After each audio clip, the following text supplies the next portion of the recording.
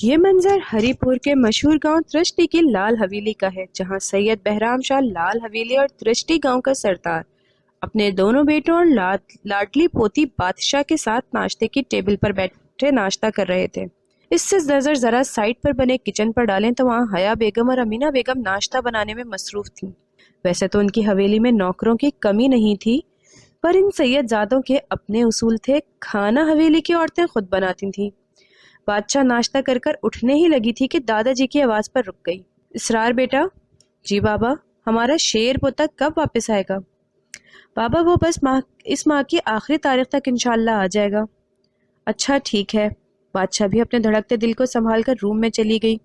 سید ابان شاہ، جس نے چپکے سے منموہنی سی بادشاہ کے دل کی سلطنت پر پورے حق سے قبضہ کر رکھا تھا، بادشاہ افراز شاہ کی لاڈلی اکلوتی بیٹی ہے، جو 18 سال کی، اونچے لمبے قد کی، سرخ سفید رنگت، گھنگریالے بال، کالی خوبصورت بڑی بڑی آنکھیں جن پر جھالر جیسی پلکیں، کٹوا دار لب جو ہلکے پنک رنگ کے رنگے ہوئے، ہاتھوں میں ہر ٹائم چوڑیاں، پاؤں میں پائل پہنے خوبصورتی میں اپنی مثال آپ تھی، جس نے خود کو سہج سہج کر صرف اپنے دل کے حکمران کے لیے رکھا تھا، جو اسے ایک نظر دیکھنا بھی گوارا نہیں کرتا تھا۔ یہ نہیں کہ سید ابان شاہ بادشاہ سے نفرت کرتا تھا، وہ بادشاہ کی آنکھوں میں اپنی پسندیدگی دیکھ چکا تھا، پر ایسا لگتا تھا کہ ان کی عمر میں بہت فرق ہے۔ بادشاہ بھی بچی ہے، محبت بھلا کب عمر دیکھتی اور محبت بھی بھلا کبھی سوچ سمجھ کر ہوئی؟ سوچ سمجھ کر تو سودے کیے جاتے ہیں، محبت میں یہ سب کون دیکھتا ہے؟ بہرام شاہ مردان خانے میں بیٹھے لوگوں کے مسائل سن رہے تھے کہ ایک شخص روتا ہوا آیا۔ سائیں سرکار، میری بیٹی کو ساتھ والے گاؤں کا سردار کا بیٹا اٹھا لے گیا ہے۔ سائیں، میری عزت خاک میں مل گئی، مجھے میری بیٹی صحیح سلامت چاہیے۔ سائیں، بڑی مہربانی ہوگی مجھ غریب پر۔ آپ کی بہرام شاہ کو اس کی بات سن کر بڑا غصہ آیا۔ اس نامراد نے اپنی موت کو خود آواز دی۔ ہمارے گاؤں کی عزت کی طرف میلی نظر ڈال کر خدا بخش تم سکون سے اپنے گھر جاؤ، تمہاری بیٹی عزت کے ساتھ تمہارے گھر ہوگی، یہ بہرام شاہ کا وعدہ ہے۔ بہت بہت شکریہ سائیں سرکار، اللہ آپ کو ہمارے سروں پر سدا سلامت رکھے۔ وہ دعائیں دیتا گھر چلا گیا۔ پیچھے بہرام شاہ اپنے گارڈ کو گاڑی نکالنے کا حکم دیتے ہیں۔ یہ تو طے تھا کہ اس لڑکے کی زندگی کا آج آخری دن تھا جس نے بہرام شاہ کے گاؤں کی طرف غلیظ نظر ڈالی تھی۔ یہ منظر پریس کے مشہور بار کا ہے جو نیلی ہری لال پیلی روشنیوں سے جگمگا رہا تھا، جہاں امیر باپ کی بگڑی اولادیں عیاشی کرنے اور شراب اور شباب کے مزے لے رہی تھیں، وہاں وہ بگڑا نوجوان شراب کی بوتل سامنے رکھے، لال سرخ آنکھیں جس میں وحشت ہی وحشت ٹپک رہی تھی، کب سے بیٹھا شراب پی رہا تھا۔ امیر ماں باپ کی بگڑی اولاد اپنے پیسے کا گھمنڈ لیے انسان کو جانور سے بھی کمتر سمجھنے والا اوباش لڑکا تھا، جس کا کام ہر روز کمسن لڑکی کی عزت سے کھیلنا ہوتا تھا، چاہے پھر لڑکی اپنی مرضی سے آتی یا زبردستی لائی جاتی، اسے بس لڑکی سے مطلب ہوتا۔ ابھی وہ بیٹھا نئے شکار کی تلاش میں تھا، جو اسے جلد ہی اسٹیج کے سامنے ایک 20 سالہ خوبصورت لڑکی نظر آئی، جس نے شارٹ ٹاپ جینز پہن رکھی تھی۔ یہ نوجوان چلتا ہوا اس کے سامنے آیا اور ڈانس کی پیشکش کی، جسے لڑکی نے مسکراتے ہوئے ہاں میں سر ہلایا۔ دونوں نشے میں جھومتے ڈانس فلور پر ڈانس کرنے لگ گئے۔ کچھ دیر بعد دونوں باہوں میں باہیں ڈالے روم میں چلے گئے، ایک رات اور کالی کرنے، جہاں فرشتہ ان کے نامہ اعمال میں ایک ایک گناہ لکھ رہا تھا۔ اماں سائیں، کیا بنا رہی ہو اب؟ بادشاہ کچن میں کام کرتی امینہ بیگم کے پاس آ کر پوچھتی۔ کشمیری پلاؤ بنا رہی ہوں۔ واہ اماں سائیں، میری پسند کا کھانا بن رہا ہے۔ ویسے آج ایک بات تو بتائیں، یہ کشمیری پلاؤ بس نام سے ہی ہے، ورنہ اس میں کشمیر تو کہیں نظر نہیں آتا۔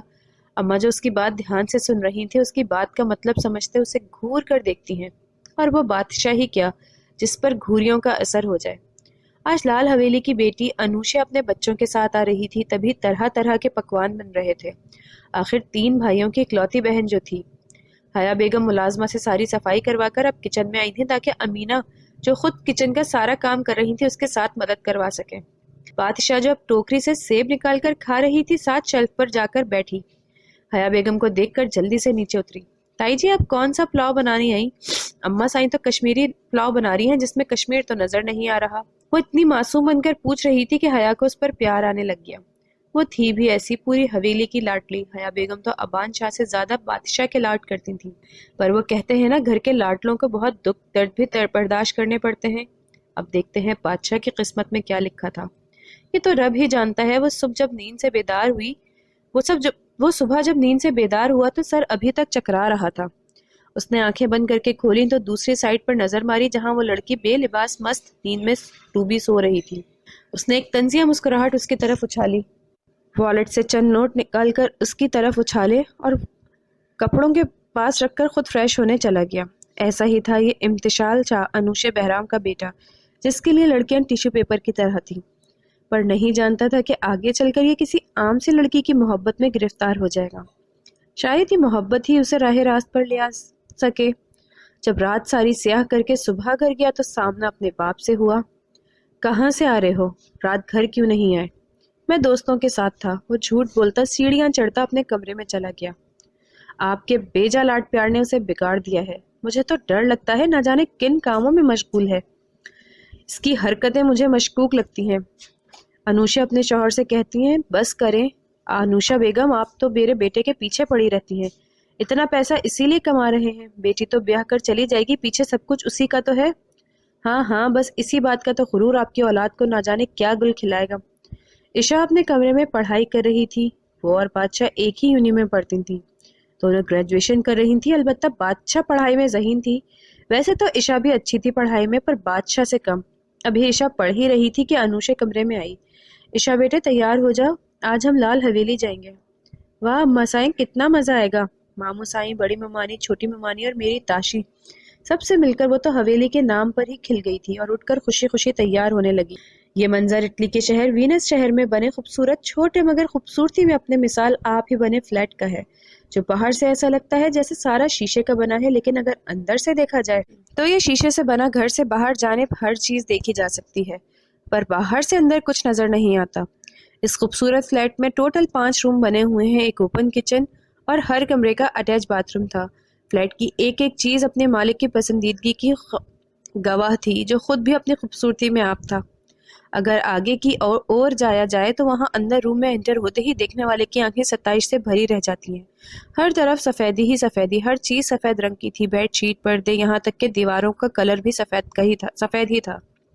جہاں وہ آئینے کے سامنے کھڑا اپنی تیاری کا جائزہ لے رہا تھا، اسے آج ہی پاکستان کے لیے نکلنا تھا۔ 1 گھنٹے بعد اس کی فلائٹ تھی۔ یہ کوئی اور نہیں بلکہ سید ابان شاہ تھا، جس نے ابھی اسکائی بلو پین پر سفید شرٹ پہنی تھی، جس کے اوپری 2 بٹن کھلے چھوڑ رکھے تھے، گلے میں قیمتی چین پہنی ہوئی تھی، ہاتھ میں برانڈڈ گھڑی اور پاؤں میں سفید جوکرز۔ یہ شہزادہ جب باہر نکلتا تو لڑکیاں تو لڑکیاں، لڑکے بھی مڑ مڑ کر ایک بار تو ضرور ہی دیکھتے تھے اسے، پر اسے تو جیسے اپنے کام کے علاوہ کسی چیز میں دلچسپی ہی نہیں تھی، بس کام کام اور کام۔ تیاری کرنے کے بعد اس نے سیکرٹری کو کال کی۔ جب تک ڈرائیور گاڑی میں سامان رکھ چکا تھا، بادشاہ کمفرٹ اوڑھے نیند میں مست سو رہی تھی، جب اسے محسوس ہوا کوئی اس کے روم میں آیا ہے، پر اسے لگا خواب دیکھ رہی ہے۔ جب سو رہی ابھی کچھ دیر ہی گزری تھی کہ اسے کمفرٹ کسی نے کھینچ کر اتارا۔ وہ ہڑبڑا کر اٹھی، سامنے دیکھا تو عشا ہنس ہنس کر لوٹ پوٹ ہو رہی تھی۔ عشو کی بچی، تم کب آئیں؟ وہ ایک ہی جست میں بیڈ سے چھلانگ لگا کر عشا کے گلے لگی، جیسے برسوں بعد ملی ہو۔ دونوں پھپھو بھی آ گئی ہیں کیا؟ ہاں ہاں، ماما اور بھائی بھی آئے ہیں، ممانی نے تمہیں بلانے کے لیے بھیجا تھا، چلو سب نیچے کھانے کی ٹیبل پر انتظار کر رہے ہیں۔ وہ فریش ہونے واش روم میں جاتی ہے۔ کچھ دیر بعد کپڑے بدل کر سر پر دوپٹہ اوڑھے دونوں نیچے ڈائننگ ٹیبل پر آئیں، جہاں سب کھانا کھا رہے تھے۔ بادشاہ تو بھاگ کر انوشے کے گلے لگ گئی۔ پھپھو کیسی ہیں آپ؟ اب کی بار بہت دنوں کے بعد آئیں، آج آپ رک کر جانا، مجھے بہت ساری باتیں کرنی ہیں آپ سے۔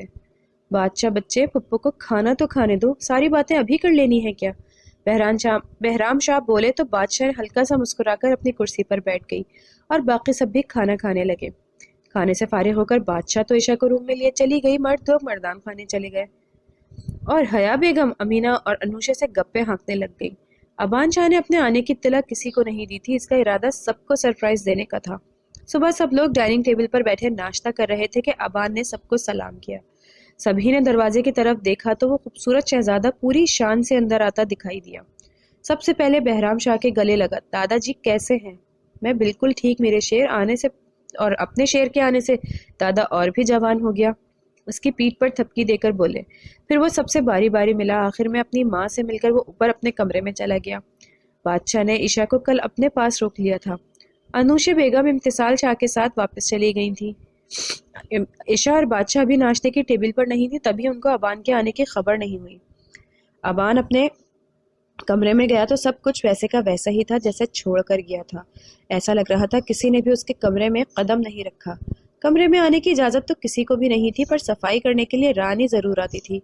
इस कमरे का भी थीम सफ़ेद ही था। इसका इरादा कुछ देर सोने का था, इसके बाद फ्रेश होकर ऑफिस को निकल जाता। ऐसे जूतों समेत उल्टा लेट गया और आंखें बंद कर ली। कुछ देर बाद नींद की देवी इस पर मेहरबान हो गई और वह गहरी नींद में सो गया। दूसरी तरफ बादशाह और ईशा को भी हया बेगम के बुलावे पर नीचे आना पड़ा। बादशाह इस वक्त घेरदार शलवार, जिस पर शॉर्ट लाल रंग की कुर्ती पहने, सर पर काले रंग का दुपट्टा ओढ़े, कालों आंखों में काजल की लाइन खींचे कोई मासूम सी गुड़िया लग रही थी। वो चहकाती हुई दादाजी के गले लगी और फरमाइशी पिटारा खोल दिया। सैयद बहराम शाह की तो जान थी अपनी गुड़िया में। बेशक वो अबान शाह से बहुत प्यार करते थे, पर बादशाह से कम, क्योंकि ये अमीना और अफरोज शाह की शादी के 10 साल के बाद पैदा हुई थी। तभी इसमें सबकी जान थी। दादा जान, हमें शहर जाना है शॉपिंग के लिए। अम्मा साई नहीं मान रही। प्लीज दादा, हमें जाने की इजाजत चाहिए। अब तो ईशा भी हमारे साथ है। किसकी इतनी हिम्मत जो हमारी लाडली गुड़िया को इनकार करे? अभी उसके दादा साई हैं उसकी हिफाजत के लिए, उसकी हर फरमाइश के लिए। बादशाह खुश होकर दादा को शुक्रिया बोलती। इतने में सूट बूट में तैयार अबान अपनी सीढ़ियों से उतरते नीचे आया। एक नज़र दादा पोती की तरफ डालकर डाइनिंग टेबल पर बैठ गया। बादशाह तो उसे देखकर एक टट्टी बांधे उसे नजरें उसकी तरफ रखे हुए थी और आसपास का होश भी भुलाई हुई थी। तभी अमीना बेगम की आवाज आई, ताशी किधर गुम हो? जाओ अबान के लिए जूस लेकर आओ। और वह दिल को संभालते किचन की तरफ बढ़ गई। इम्तिसाल शाह आज अपने दोस्तों के साथ एक कैफेटेरिया में बैठा था। वो और उसके आवारा दोस्त बातें करने में मशगूल थे कि इतने में एक लड़की जो अंदर इंटर होती दिखाई देती। उसने सफेद सिंपल सा फ्रॉक पहन रखा था जिस पर बड़ी सी चादर उड़ी हुई थी। उसकी दोस्त भी थी। दोनों दूर एक टेबल पर जाकर बैठ गईं और ऑर्डर देने लगी। इम्तिसाल तंजिया नजरों की तरफ देखता और मुस्कुरा गया। कुछ सोचकर उसकी आंखें चमक गईं। अपने दोस्तों से माजरत करता उन लड़कियों की तरफ किया और उनके पास पहुंचकर जानबूझकर गिरने की एक्टिंग करता वो लड़की जिसने चादर ओढ़ रखी थी जल्दी से खड़ी हो गई और पूछने लगी, आपको लगी तो नहीं? और पकड़कर सामने रखी कुर्सी पर बैठने को कहा। वो बैठ गया। वो लड़की उसे पानी की बोतल देने लगी, जैसे जिसे पकड़कर इम्तिसाल साहब ने पी लिया और उस लड़की की तरफ देखकर बोला, मैंने पहली बार आपको देखा है। वो लड़की जवाब नहीं देती। इतने में इनका ऑर्डर आ गया और वो खाने लग गई, इम्तिसाल शाह को इग्नोर करके, जिसे देखकर उसे शदीद हैरत का झटका लगा। ऐसा पहली बार था कि किसी लड़की ने उसे ऐसे इग्नोर किया हो, और लड़की भी मामूली सी देखने वाली।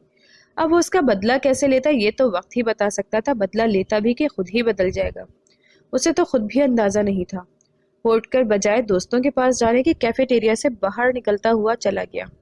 बादशाह ने यूनिवर्सिटी जाना स्टार्ट कर दिया था। आज भी वो लेट उठने की वजह से बिना नाश्ता किए ही आ गई थी। अमीना बेगम ने काफी इसरार किया, पर वो बादशाह ही किया जिस पर कोई बात असर कर जाए। पहले लेट उठना, फिर बगैर नाश्ते के जाना। जल्दी का शोर किए इधर उधर भागती रही। पहला लेक्चर हो चुका था, साथ भूख की वजह से उसके पेट में चूहे दौड़ रहे थे। वो कब से पेट को पकड़कर बैठी हुई थी। लेक्चर था कि खत्म होने का नाम ही नहीं ले रहा था। जैसे ही लेक्चर खत्म हुआ वो कैंटीन भागी ताकि कुछ खा सके। वो जल्दी जल्दी भाग रही थी कि उसका पैर मुड़ा। उससे पहले कि गिरती, किसी ने उसे दोनों कंधों से मजबूती से था। वो जो गिरने के डर से आंखें मीच चुकी थी, जब काफी देर तक नीचे नहीं गिरी तो आहिस्ता आहिस्ता हाथ हटाकर खुद को किसी की बाहों में देखा तो करंट खाकर उछली और दूर जाकर खड़ी हुई। देखे मोहतरमा, देख कर चला करें। अब रोज रोज तो मैं थामने वाला नहीं आपको, और अगर नीचे गिर गई तो हड्डी पसली का कचूमर बन जाता। वो उसकी नाजुक जान पर चोट करता हुआ बोला, देखो मिस्टर, पहली बात, मेरी हड्डियों का कचूमर बने या सुरमा, तुमको फिक्र करने की जरूरत नहीं। और दूसरी बात, मैंने मिन्नत नहीं की थी कि आओ मैं गिरने लगी हूँ, मुझे गिरने से बचा लो। जहाँ लड़की देखी नहीं आ जाते हैं फ्लर्ट करने। वो तो इस छोटी सी देखने वाली लड़की की कैंची की तरह चलती जबान देखकर हैरान था। अभी जवाब में कुछ बोलता, इससे पहले ही बादशाह कैंटीन के अंदर एंटर हो चुकी थी। बर्गर और कोक मंगवाकर वो खाने में मसरूफ थी कि उसका फोन रिंग हुआ। देखा तो अम्मा साईं लिखा हुआ था। उसने मुस्कुराते हुए फोन उठाया और माँ को कुछ बोलने से पहले ही बोल पड़ी, मुझे पता है क्यों फोन किया है। कितनी बार बोला है मैंने आपको अम्मा साईं कि मैं भूखी थोड़ी रहती हूँ, खा लेती हूँ जब भी भूख लगती है। अभी भी देखें, बर्गर खा रही हूँ। वो कैमरा बर्गर और कोक पर मार कर दिखाती। कितनी बार बोला कि ये बाहर की चीजें ना खाया करो, नुकसान देती हैं, पर मेरी सुनती ही कब है ये लड़की। बादशाह मुस्कुराकर सुनती जा रही थी। अच्छा अम्मा साईं, मैं क्लास लेने जा रही हूँ, मेरी क्लास का टाइम, अल्लाह हाफिज। फ्लाइंग किस करती हुए फोन बैग में डालकर क्लासरूम में चली गई। अबान शाह को आज जरूरी मीटिंग अटेंड करने कराची जाना था, जिसके लिए वो सुबह सवेरे तैयार होकर नाश्ते की टेबल पर मौजूद था। ایسا بہت کم ہوتا تھا کہ وہ صبح سب کے ساتھ بیٹھ کر ناشتہ کرتا ہوں۔ ہاں میرے شیر، کہاں کی تیاری ہے؟ صبح صبح؟ وہ دادا، آج میری ایک کانٹریکٹ کے سلسلے میں کراچی میں میٹنگ ہے، بس وہیں جا رہا ہوں، انشاءاللہ رات تک واپسی ہو جائے گی۔ اچھا اچھا، اللہ کامیاب کرے میرے شیر کو۔ وہ سنجیدہ سا بیٹھا دوبارہ ناشتہ کرنے لگ گیا۔ باقی سب بھی ڈائننگ ٹیبل پر آ گئے۔ وہ ناشتہ کر کر سب کو اللہ حافظ کہتا گاڑی میں بیٹھ گیا اور ڈرائیور کو ایئرپورٹ جانے کا بولا۔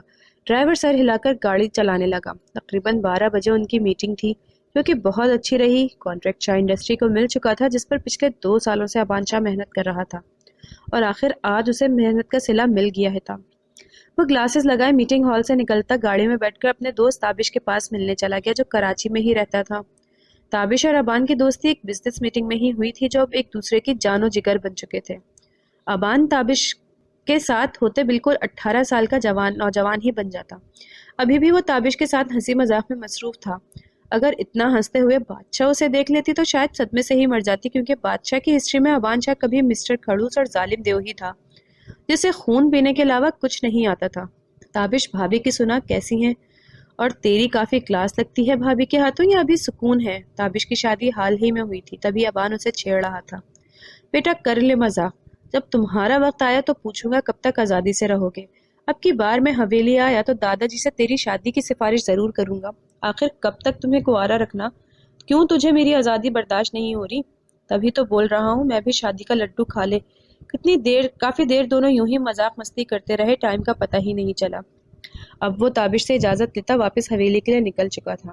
حویلی پہنچتے اسے کافی دیر ہو گئی تھی۔ دادا سائیں کو فون پر لیٹ آنے کا وہ بول چکا تھا، اسی لیے وہ گھر آیا تو لال حویلی کے مکین اپنے اپنے کمروں میں سکون سے سو رہے تھے۔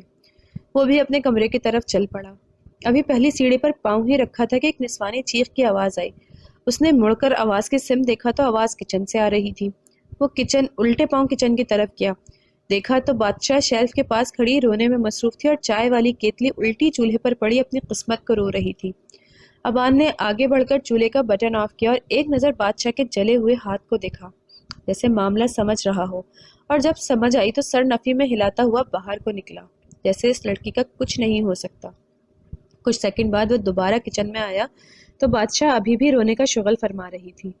وہ اس کی کلائی پکڑ کر باہر لے کر آیا، اسے صوفے پر بٹھا کر اس کے جلے ہاتھ پر ٹیوب لگائی اور بولا، جب کام ہوتے نہیں تو کرنے کیوں جاتی ہو؟ یہ بول کر وہ اپنے کمرے میں چلا گیا۔ پیچھے بادشاہ سوں سوں کرتی رہی، منحوس ماری، تیرے کب کام ختم ہوں گے؟ جا دفع ہو جا میری نظروں سے، پیدا ہوتے ہی مر کیوں نہیں گئی؟ میری زندگی خراب ہو گئی تیری وجہ سے۔ وہ آنسو پیتے اپنے یہی سوچ رہی تھی کہ کوئی ماں اپنی سگی اولاد کے ساتھ ایسا کیسے کر سکتی ہے، پر یہ منحوس کا لفظ تو اس نے ہوش سنبھالتے ہی سنا تھا، اور اب تو عادت ہو چکی تھی۔ شاید کب کی مر جاتی اگر اپنے بابا کا خیال نہ ہوتا تو۔ کینسر جیسی بیماری میں مبتلا تھے، اسے اپنی بیٹی کا دکھ نظر آتا تھا، پر وہ کر بھی کیا سکتی تھی؟ اس کی ماضی میں کی گئی ایک غلطی نے اس کو نہ صرف اپنوں سے دور کیا، بلکہ ساری زندگی کے لیے خود کو پچھتاووں کی نظر بھی کر دیا۔ دوسری طرف شار سونے کے لیے جب اپنے بیڈ پر لیٹا تو اس سے وہ کیفیٹیریا والی لڑکی آنکھوں کے سامنے آ گئی۔ اس کا معصوم سا چہرہ، آنکھوں میں ناشتی معصومیت، کالی بڑی چادر میں وہ چھوئی موئی سی لڑکی جسے امتسال شاہ کے حواسوں پر سوار ہو رہی تھی۔ وہ ایک دم اچھل کر بیٹھا۔ یہ مجھے کیا ہو رہا ہے؟ میں کیوں اس عام لڑکی کے بارے میں سوچے چلا جا رہا ہوں؟ امتسال شاہ کے آگے پیچھے لڑکیاں گھومتی تھیں، پر اس لڑکی نے اس کی طرف نظر بھر کر بھی نہیں دیکھنا گوارا کیا۔ وہ اس کی مردانگی کو کہیں نہ کہیں چوٹ پہنچا گئی تھی۔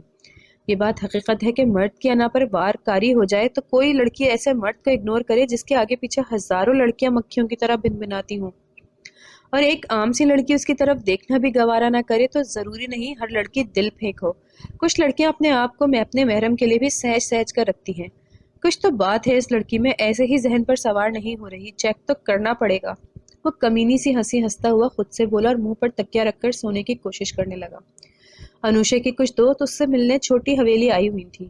وہ سب ڈرائنگ روم میں بیٹھی باتیں کرنے میں مشغول تھیں کہ عشا جو یونی سے آ کر بنا کچھ کھائے پیے سو گئی تھی، وہ اٹھ کر نیچے آئی۔ ابھی مزید کچھ بولتی، سامنے اتنی ساری عورتوں کو دیکھ کر خفگی کا شکار ہو گئی، اور وہ ایسے بنا فریش ہوئے بغیر دوپٹے کے کھڑی تھی۔ ہوش آتے ہی وہ بنا سلام کے اوپر کی طرف بھاگی۔ انوشے، تمہاری بیٹی تو ماشاءاللہ بہت پیاری اور بڑی ہو گئی ہے۔ رافعہ انوشے کی کالج کی دوست، بولو کہیں رشتہ طے کیا ہے یا نہیں؟ ابھی تو نہیں کیا، ابھی تو صرف 18 سال کی ہے، ابھی تو اس کی شادی کا نہیں سوچا۔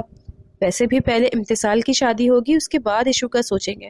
اتنی دیر میں ملازمہ کھانے کا بولتی ہے اور سب کھانا کھانے ڈائننگ ٹیبل پر چلی گئی۔ ابھی کچھ دیر پہلے ہی انوشش کی دوستیں اپنے گھروں کو گئی تھیں۔ ملازمہ سے بول کر انوشش ساری صفائی دوبارہ کروا رہی تھی کہ اتنے میں اس کا فون رنگ ہوا۔ ہیلو پپو، کیسی ہیں آپ؟ میں ٹھیک ٹھاک۔ تاشی بات کرنے سے پہلے سلام کرتے ہیں۔ پپو السلام علیکم۔ وعلیکم السلام۔ پپو ایشو کدھر ہے؟ کب سے فون کر رہی ہوں، میرا فون نہیں اٹھا رہی، میری بات تو کروا دیں۔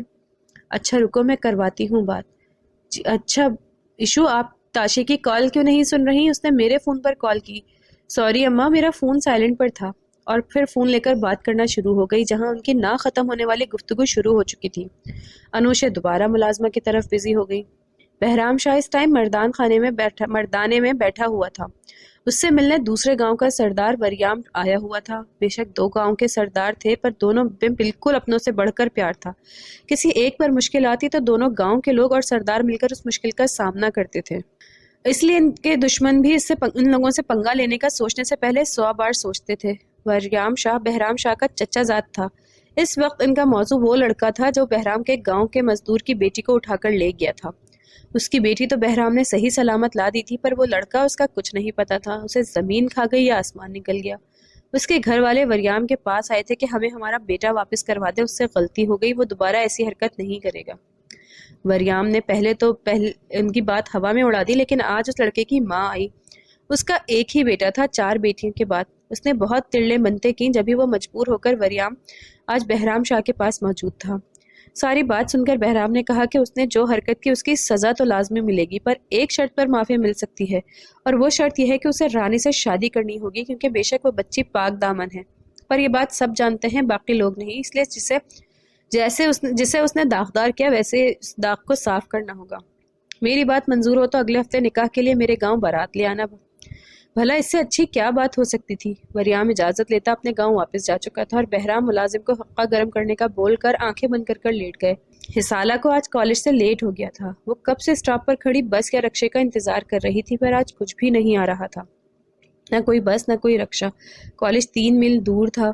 وہ حصالہ جیسی نازک گڑیا کے لیے چل کر جانا آسان نہیں تھا، پر مرتی کیا نہ کرتی، مجبور ہو کر پیدل ہی چل پڑی۔ وہ کافی دیر سے چل رہی تھی، پر کالج ابھی کافی دور تھا۔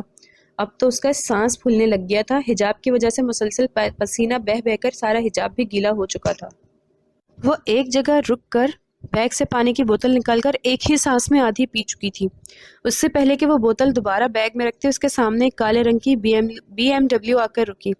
وہ خوف سے سہم گئی۔ اس سے پہلے کہ وہ بھاگتی، اس میں سے امتسال شاہ نے بھرپور وجاہت کے ساتھ باہر نکلا، جس نے براؤن کلر کی شلوار قمیض پہن رکھی تھی، کندھے کی ایک سائڈ پر کالے رنگ کی شال ڈالی رکھی تھی۔ وہ حصالہ کے سامنے آیا تو ایک نظر میں ہی پہچان گیا، وہ تو وہی تھی جس نے اس مغرور انسان کی راتوں کی نیندیں اڑا رکھی تھی۔ ابھی بھی وہ خوف سے بڑی بڑی آنکھیں نکالے اسے دیکھ رہی تھی۔ یہ منظر سامنے والے کو کتنا بھا رہا تھا، کوئی اس ٹائم امتسال سے پوچھتا، کہاں جانا ہے؟ بیٹھو میں چھوڑ دوں۔ وہ ٹس سے مست نہیں ہوئی۔ وہ خود کو اگنور کیے جانے پر غصے سے تپ کیا، پر اس نازک گڑیا کی حالت اس لائق تھی بھی نہیں کہ وہ سارا غصہ اس کا سہ سکتی، اسی لیے تحمل سے بات کرنے کی کوشش کی۔ چلو میں چھوڑ دیتا ہوں، کہاں جانا ہے؟ صرف انسانیت کے ناطے بول رہا ہوں، ڈرو نہیں، اتنی بھی خوبصورت نہیں کہ تم پر دل آ جائے۔ وہ الگ بات تھی کہ دل تو جس دن پہلی بار دیکھا تب ہی ہار چکا تھا۔ کالج جانا بھی ضروری تھا، اس لیے وہ بنا بحث کی ایک گاڑی میں بیٹھ گئی اور امتسال فرنٹ سیٹ کا دروازہ کھل کر بیٹھ گیا۔ اس کے بیٹھتے ہی ڈرائیور زن سے گاڑی بگا کر لے گیا۔ 15 منٹ بعد وہ کالج کے گیٹ کے سامنے تھی۔ گاڑی سے نیچے اتری اور بنا کچھ بولے اندر کی طرف بڑھ گئی، مقابل کے غصے کو اور ہوا دے کر۔ جب تک وہ کالج کے گیٹ سے اندر نہیں گئی، امتسال کی گاڑی وہیں رکی رہی۔ اس کے اندر جاتے ہی وہ بھی گاڑی واپس موڑ کر اپنے کام کی طرف بڑھ گیا۔ بہرام شاہ کے وعدے کے مطابق 1 ہفتے کے بعد وریام کے گاؤں سے بارات آ چکی تھی۔ رانی کو دلہن بنا کر عزت سے بیاہ دیا گیا۔ پہلے تو زاویار، جس نے بہرام شاہ کے گاؤں کی لڑکی کو زبردستی اغوا کیا تھا۔ بہرام نے اس کی اپنے آدمیوں سے خوب خاطر تواضع کی، پھر اس سے وعدہ لیا کہ رانی کو کبھی کوئی دکھ نہیں ملنا چاہیے، ورنہ دوبارہ معافی نہیں ملے گی۔ اس کے ساتھ اتنا برا ہو چکا تھا، وہ رانی تو کیا کسی کو بھی دکھ دینے کا سوچ نہیں سکتا تھا۔ اگر بہرام شاہ جیسا ہو تو کوئی لڑکی بنا کچھ غلط کیے کبھی سزا نہ بھگتے۔ ہمارے یہاں ایسا ہی تو ہوتا ہے، غلطی چاہے لڑکے کی ہو اور اس کی سزا لڑکی کو ہی بھگتنا پڑتی۔ ساری عمر پتہ نہیں ہمارا معاشرہ لڑکی پر یقین کیوں نہیں کرتا۔ ہمیشہ غلطی لڑکی کی تو نہیں ہو سکتی، کبھی مرد بھی حد سے بڑھ جاتا ہے، پر وہ مرد اسے کیا پوچھ گچھ ہوگی سوالوں کے کٹہرے میں تو لڑکی کھڑی ہوتی ہے۔ رانی عزت سے رخصت ہو چکی تھی اپنے سسرال، اور بہرام نے خود شرکت کی تھی شادی میں۔ رانی کی ماں باپ تو دعائیں دے دے کر نہیں تھک رہے تھے۔ آخر بہرام نے ان کی پھول جیسی بیٹی کو رلنے سے جو بچا لیا تھا، نہیں تو نہ جانے رانی کی قسمت کیسی ہوتی۔ بادشاہ یوں ہی سے گھر آ کر فریش ہوئی، نماز پڑھی اور کھانا کھانے نیچے چلی گئی۔ وہ سیڑھیاں اتر ہی رہی تھی کہ دوسری طرف سے ابان جلدی جلدی سیڑھیاں چڑھ رہا تھا۔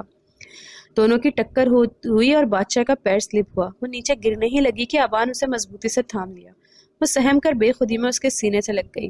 دل کی دھڑکنیں تو دونوں طرف دھک دھک کر رہی تھیں، پر ابان نے جلد ہی خود پر کنٹرول کر لیا اور بولا دیکھ کر نہیں چل سکتی، ہمیشہ ہوا کے گھوڑے پر سوار رہتی ہو۔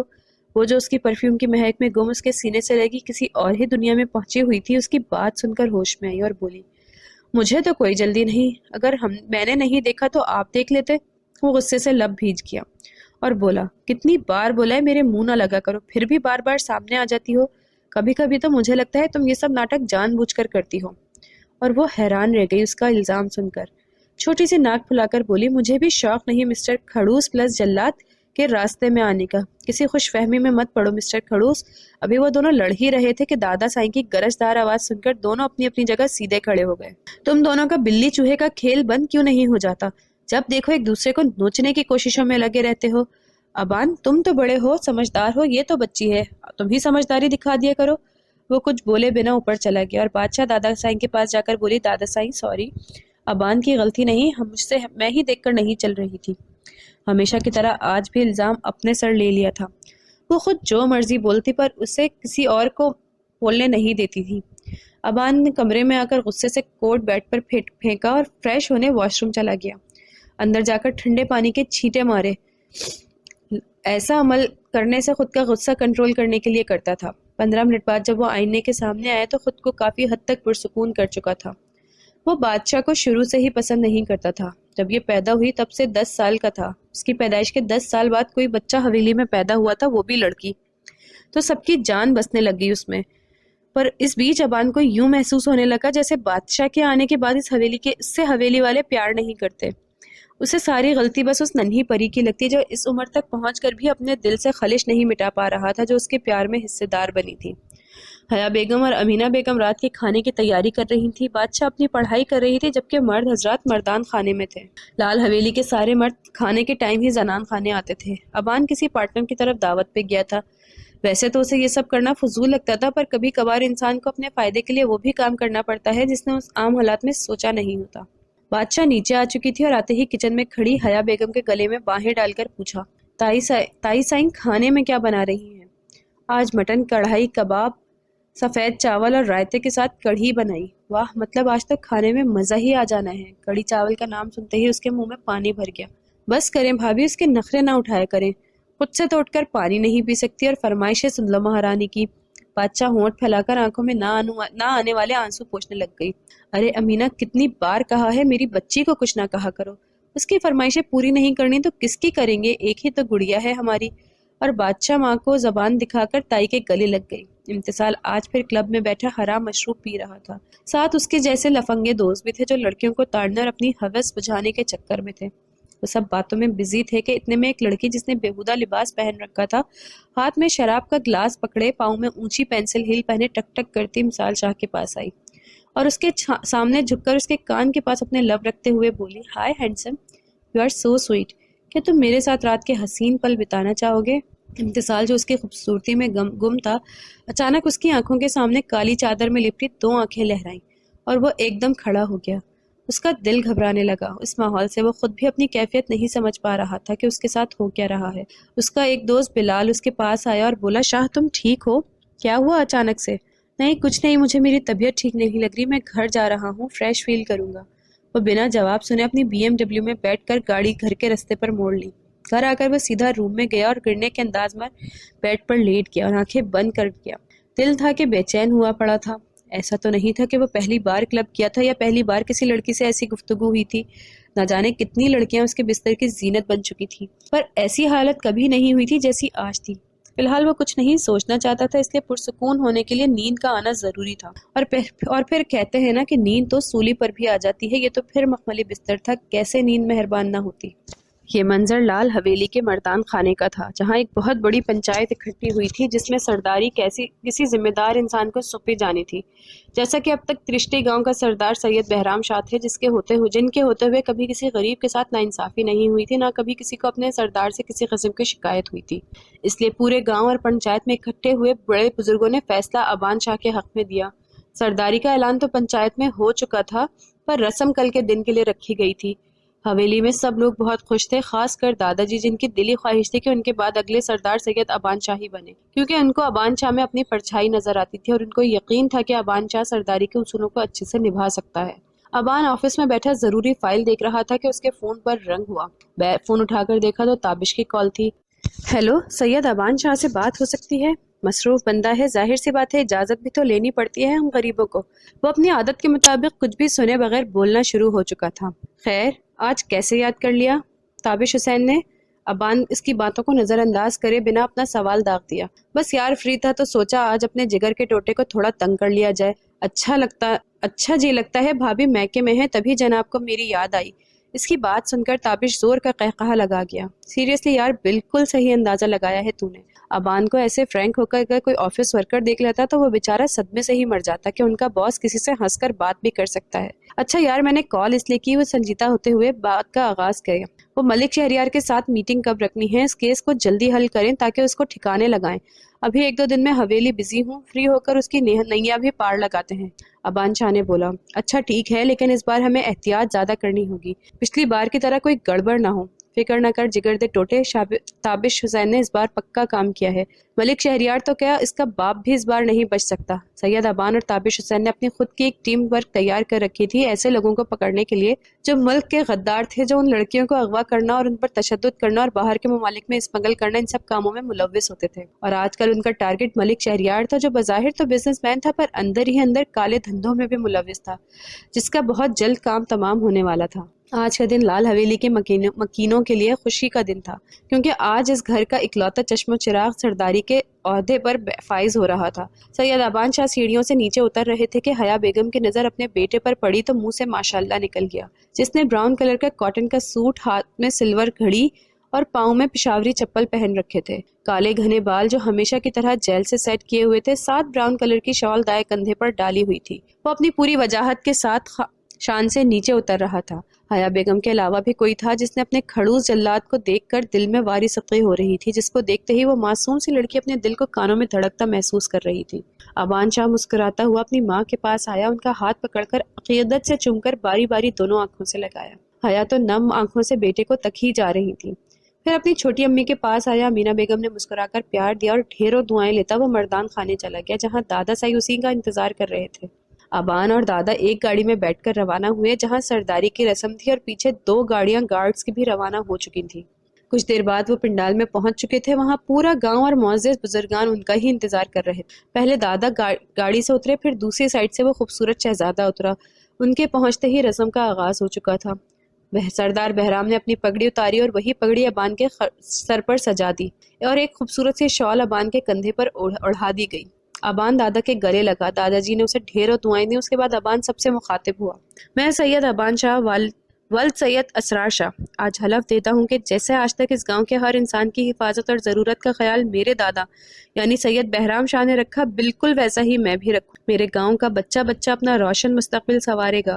اس کی شروعات میں گاؤں کے اسکول سے کروں گا، جو میٹرک سے اب کالج میں تبدیل ہوگا، جس میں میری وہ بہنیں جو آگے پڑھنا چاہتی ہیں پر کسی نہ کسی رکاوٹ سے پڑھ نہیں سکتی، وہ اپنی تعلیم جاری رکھ سکیں گی۔ کالج کا کام جلد شروع ہو جائے گا۔ اور سب کو سلام کرتا دادا کے ساتھ جا کر بیٹھ گیا، جہاں دادا اسے سرداری کے معاملات ڈسکس کرنے لگے۔ گاؤں والے بھی آہستہ آہستہ اپنے گھروں کو چلے گئے۔ وہ بہت خوش تھے جو ان کو ابان شاہ جیسا سردار ملا، جس نے سردار بنتے ہی ان بچیوں کی خواہش پوری کر دی تھی۔